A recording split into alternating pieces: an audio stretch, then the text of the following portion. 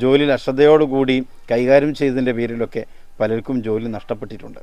എന്നാൽ ഇത്തരം പ്രയാസങ്ങളില്ലാതെ നല്ല താല്പര്യത്തോടും ഉന്മേഷത്തോടു കൂടി കിട്ടിയ ജോലി ഏതാണോ അത് ചെയ്യാൻ വേണ്ടി നമുക്ക് ഉന്മേഷം ലഭിക്കാൻ, സന്തോഷം ലഭിക്കാൻ നാം ചെയ്യേണ്ട ഒരു ചെറിയ ഒരു ദിക്റിനെ കുറിച്ച് പറയാം.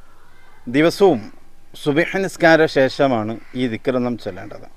ഈ ദിക്ർ നാം ജീവിതത്തിൻ്റെ ഭാഗമാക്കി മാറ്റിയാൽ മടി നമുക്കുണ്ടാവുകയില്ല, സന്തോഷം എല്ലാ വിധത്തിലും നമുക്ക് അനുഭവിച്ചറിയാൻ കഴിയുകയും ചെയ്യും. അതിന് വേണ്ടത് സുബ്ഹ് നിസ്കാരം കഴിഞ്ഞ് മറ്റു ദിക്റുകളൊക്കെ ചൊല്ലിയതിന് ശേഷം യാ ഖവിയ്യു യാ മതീൻ, യാ ഖവിയ്യു യാ മതീൻ എന്നിങ്ങനെ 33 പ്രാവശ്യം ദിവസവും ചൊല്ലും.